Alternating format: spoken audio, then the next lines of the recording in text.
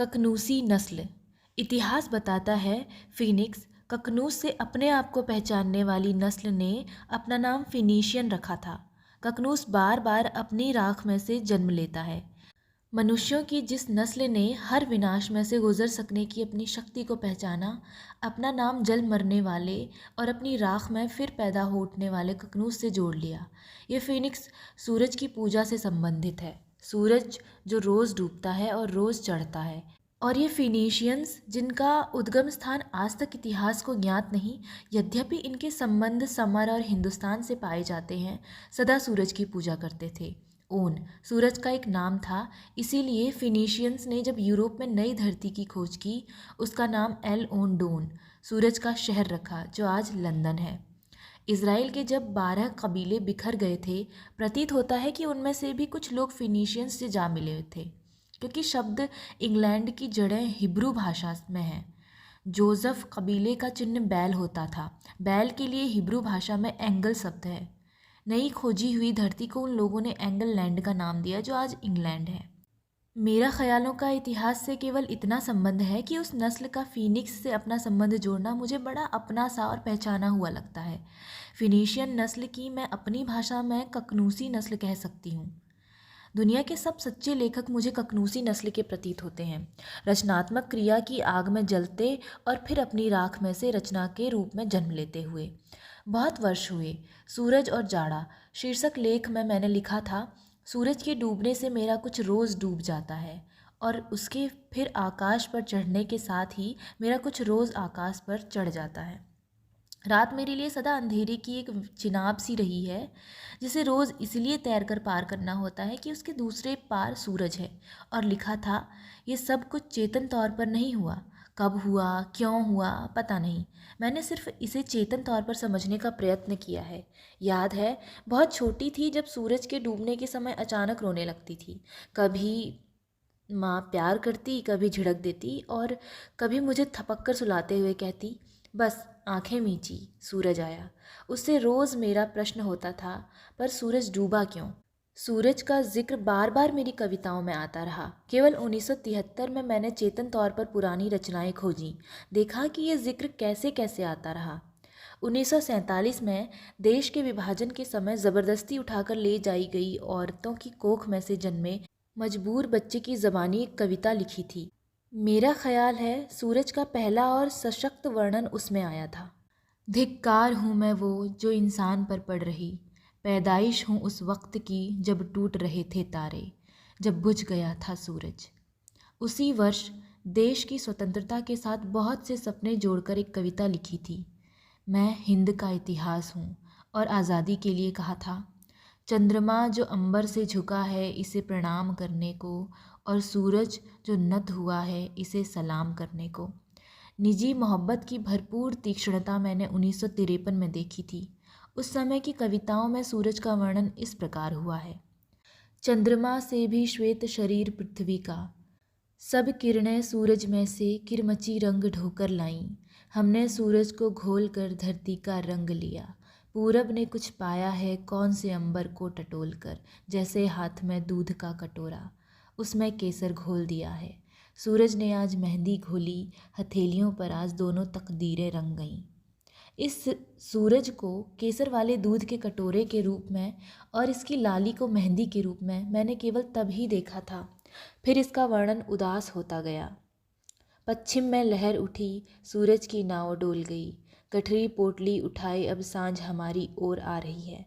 बरसों तक सूरज जलाए, बरसों तक चांद जलाए, आकाशों में जाकर चांदी रंग के तारे मांग लाई, किसी ने आकर दिया न जलाया।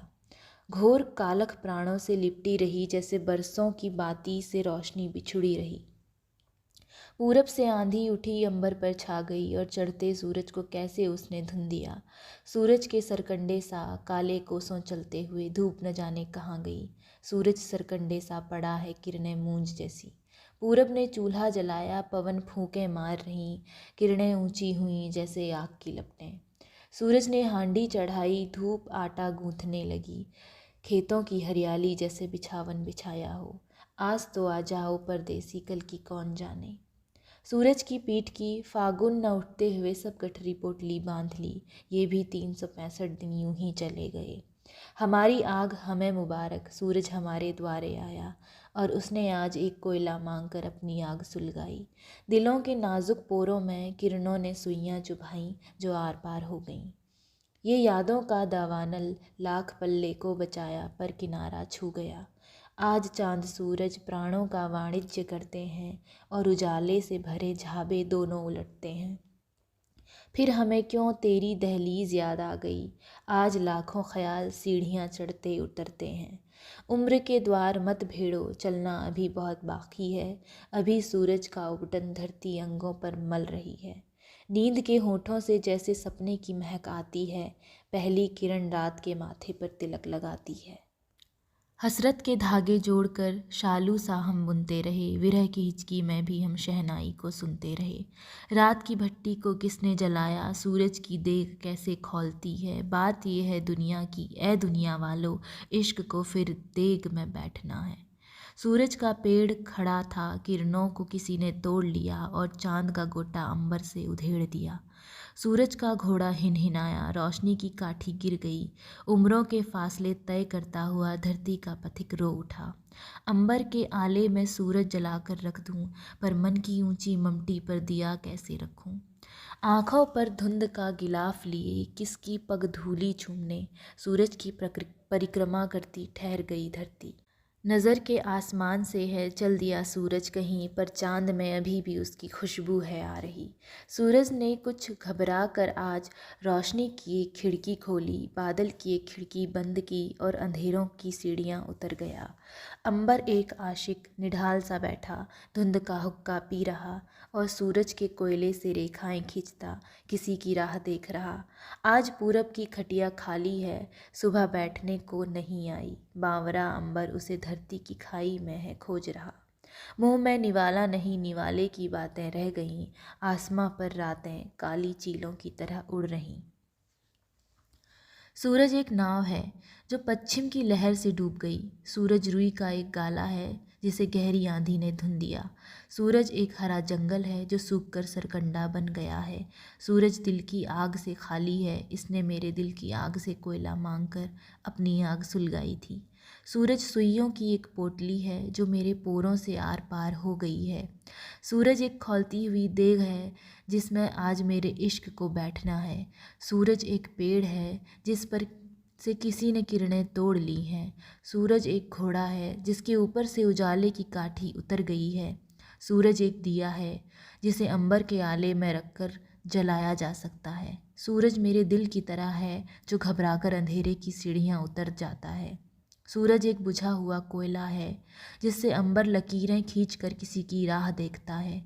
सूरज एक उम्मीद है जिसके बिना रातें काली चीलों की तरह आसमान में उड़ रही हैं।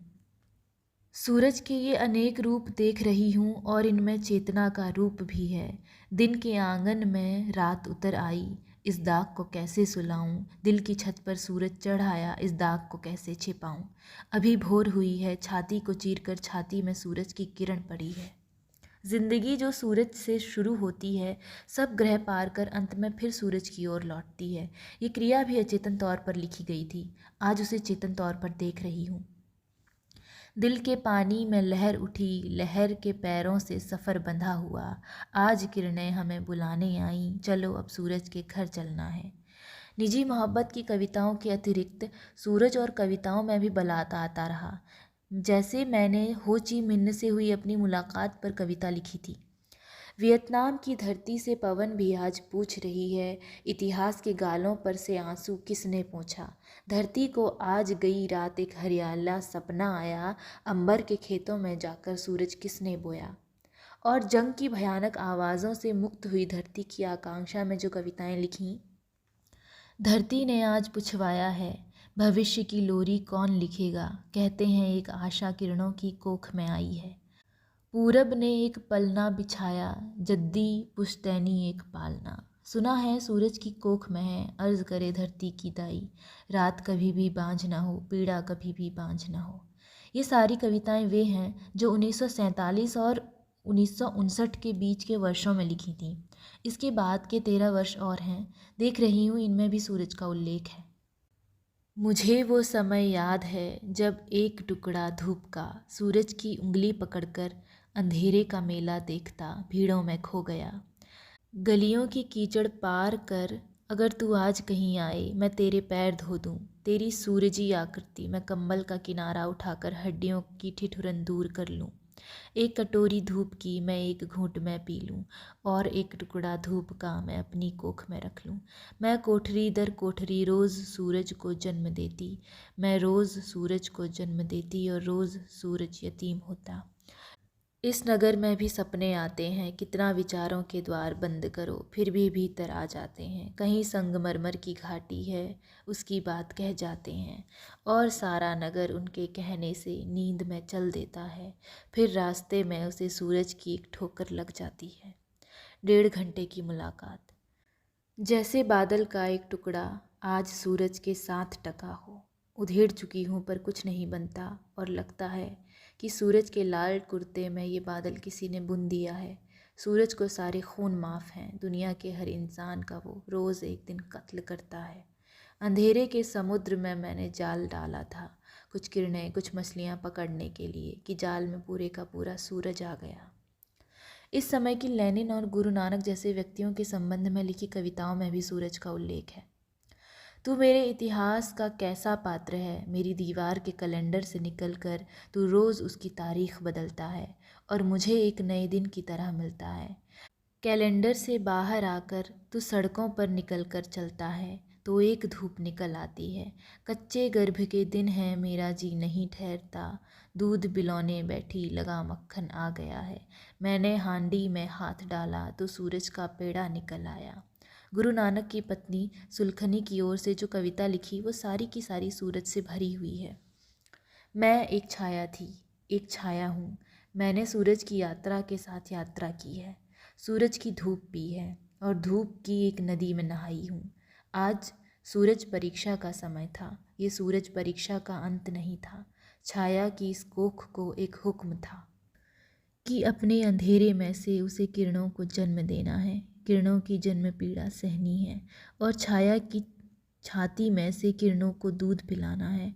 और जब सूरज चतुर्दिक घूमेगा, बहुत दूर जाएगा, तो छाया ने पीछे रहकर उन बिलखती हुई किरणों को बहलाना है। सूरज की मैंने अनेक रूपों में कल्पना की है, वहाँ उसके साथ भोग तक की भी कल्पना की थी। एक कटोरी धूप को मैं एक घूंट में ही पी लूँ, और एक टुकड़ा धूप का मैं अपनी कोख में रख लूँ। और सूरज से धारण किए गर्भ में से सूरज के पैदा होने तक का ये जिक्र पहुँचा। कोठरी दर कोठरी में रोज़ सूरज को जन्म देती। पूजा के रूप में मैंने कभी सूरज की पूजा नहीं की, पर ये उसके लिए कैसी तड़प है कि उसके अस्तित्व को अपनी कोख के अंधेरे तक भी ले गई हूँ, और इसी विचार को सुलखनी के विचार में भी डाल दिया।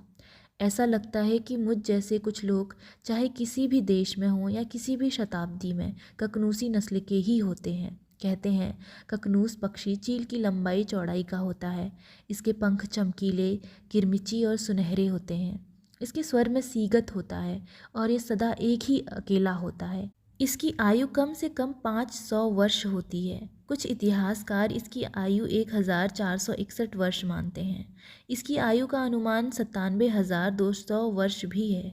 इसकी आयु की अवधि जब शेष होने लगती है, ये सुगंधित वृक्षों की टहनियाँ इकट्ठी करके एक घोंसला बनाता है और उसमें बैठकर गाता है, जिससे आग पैदा होती है और ये घोंसले सहित उसमें जल जाता है। इसकी राख में से एक नया ककनूस जन्म लेता है, जो सारी सुगंधित राख को समेट कर सूरज के मंदिर की ओर चला जाता है और वो राख सूरज के सामने चढ़ा देता है। कुछ इतिहासकार इसके मृत्यु का वर्णन इस प्रकार करते हैं कि जब इसे जीवन के अंतिम समय में आने का आभास हो जाता है, तो ये स्वयं सूरज के मंदिर में पहुंच जाता है और पूजा की आग में बैठ जाता है, और जब आग में बिल्कुल राख हो जाता है तो इसकी राख में से एक नया ककनूस जन्म लेता है। मिस्र के पुरातन इतिहास के पक्षी का घर उधर बताया जाता है जिधर सूरज उदय होता है। इसीलिए इतिहासकार इस पक्षी का मूल स्थान अरब या हिंदुस्तान मानते हैं। हिंदुस्तान अधिक, क्योंकि सुगंधित वृक्षों की टहनियाँ हिंदुस्तान की भूमि के साथ जुड़ती हैं। लैटिन के एक कवि ने ककनूस को रोमन राज्य से संबंधित किया है। कुछ पादरियों ने इसे क्राइस्ट की मृत्यु और उसके पुनर्जीवित होने की वार्ता से संबंधित किया है, और कुछ लोग इसे कुंवारी माँ की कोख से जन्मे क्राइस्ट के जन्म से जोड़ते हैं। पर मैं इसे हर सच्चे लेखक के अस्तित्व से जोड़ना चाहती हूँ, चाहे वो किसी देश का हो, चाहे वो किसी शताब्दी का हो।